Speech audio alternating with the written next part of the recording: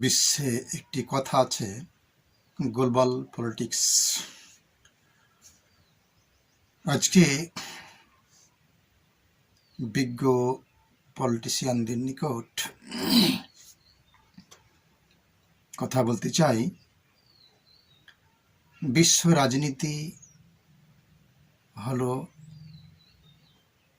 একটি মানব গোষ্ঠীর জন্য কল্যাণকর রাজনীতি। এটা আমরা রাজনীতিবিদরা বলে থাকি, কিন্তু বর্তমানে গোটা বিশ্বের পরিবেশ পরিস্থিতির উপরে লক্ষ্য করলে আমাদের নিকট একটা সহজ জিনিস উপলব্ধি হচ্ছে। সেটি হলো, এটা শুধু উচ্চ পর্যায়ের পলিসিয়ানদের এটি মৌখিক কথা যে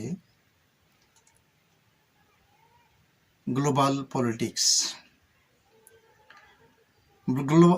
পলিটিক্স মানে হচ্ছে ক্ষমতার রাজনীতি।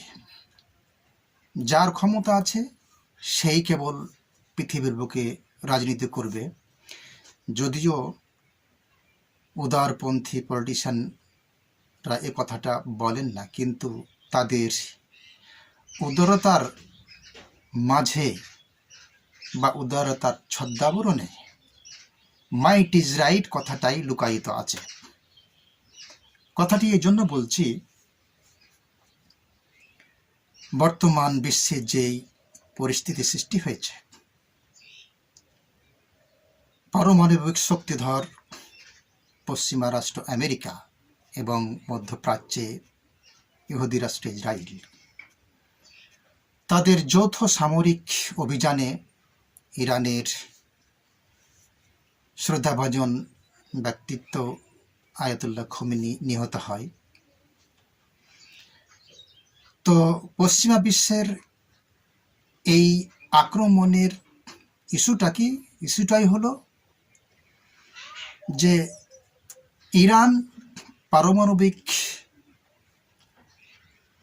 বোমা উৎপাদনের কার্যক্রম পরিচালনা করছে এবং তারা এটি তৈরি করার জন্য এগিয়ে যাচ্ছে। তাদেরকে পারমাণবিক বোমা বা পারমাণবিক অস্ত্র তৈরি করতে দেওয়া যাবে না। বিশ্বের শান্তি ও শৃঙ্খলা ব্যাহত হবে। কিন্তু হাস্যকর বিষয় হলো, এই বলি যারা বলছেন তারাই হলো বিশ্বের শ্রেষ্ঠ পারমাণবিক শক্তিধর শক্তি।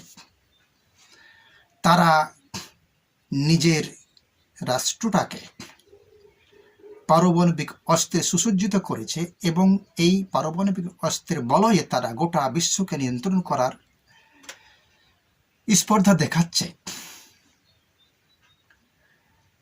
আর এই পারমাণবিক ইস্যু একটি অন্যান্য রাষ্ট্রের জন্য একটি বিধ্বংসী ইস্যু বলে তারা একটা ইস্যু তৈরি করছে বা একটা অজুহাত তৈরি করছে, খোলা অজুহাত, যে এই ইস্যুকে কেন্দ্র করে আর বিশ্বের যারা ছোটখাটো রাষ্ট্র আছে তাদেরকে কি করে তাদের কবজায় রাখা যায়, এই পলিসিকে মেনটেন করেই তারা এই কাজটি করছেন। তো তারা যেহেতু পারমাণবিক বোমা তৈরি করেছে এবং তাদের মজুদ রয়েছে, বিশ্বের ইতিহাসে তারা বিশ্বের বিভিন্ন জায়গায় তারা পারমাণবিক বা হাইড্রোজেন অ্যাটম বম তারা ব্যবহার করেছে, ইতিহাস তার সাক্ষী। কিন্তু কার কথা কে শুনে? কেন? তার হাতে ক্ষমতা আছে, তার শক্তি আছে বলেই এখন ইরানের উপরে সে শক্তির দাম্ভিকতায় অন্যায়ভাবে ইরানের উপর হামলা চালিয়ে তাদের শীর্ষ পর্যায়ের নেতৃবৃন্দকে হত্যা করেছে। এর মাধ্যমে হয়েছে কি, গোটা মধ্যপ্রাচ্যের পরিবেশ দূষিত হচ্ছে এবং একটা অস্থিতিশীল পরিবেশ তৈরি হয়েছে। আমি এই জন্য কথাটি প্রথমে বলেছিলাম যে মাইট ইজ রাইট, ক্ষমতা যার রাজনীতি তার। শুধু কি আমেরিকা বা ইসরায়েলের মধ্যে এটি সীমানার? এটা আমরা বিশ্বের প্রতিটি রাষ্ট্রেই দেখতে পাচ্ছি, যারা মুখে একটি সুন্দর কথা বলে যে গণতান্ত্রিক পরিবেশ, গণতন্ত্রের মাধ্যমে ক্ষমতা হস্তান্তর বা জনগণের রায়ের মাধ্যমে সরকার নির্বাচিত হওয়া বা করা, এইগুলো শুধু পলিটিশিয়ানদের শ্রুতিমধুর মুখের কথা। এর পিছনে লুকিয়ে রয়েছে মাইট ইজ রাইটের অপ্রীতিকর এবং ঘৃণ্য শক্তি লুকিয়ে রয়েছে, যা কোন রাষ্ট্র এখান থেকে বেরিয়ে আসতে পারেনি। সম্মানিত পাঠক, সুধী দর্শক মণ্ডলী, যদি কথাটি খুলে খুলে বলি তাহলে হয়তোবা আমাদের জন্য পৃথিবীর এই ভূখণ্ডগুলো সংকীর্ণ বা সংকুচিত হয়ে যাবে, কিন্তু খুলে খুলে বা বিস্তারিত বলতে চাই না, যেহেতু আমাদেরও একটি ভয় আছে। কিন্তু সারা বিশ্বেই এই মাইট ইজ রাইটের কবরেই সারা বিশ্ব এবং প্রত্যেকটি বিশ্বের প্রতিটি রাষ্ট্রের এটাই হলো মূল চালিকা শক্তি। এখানেই যারা উচ্চ পর্যায়ের পলিটিশিয়ান, তারা মুখে একটি সুন্দর কথা বলে এবং লালন করে মাইট ইজ রাইট। আসুন, আমি আলোচনাটি আর দীর্ঘায়িত করতে চাই না।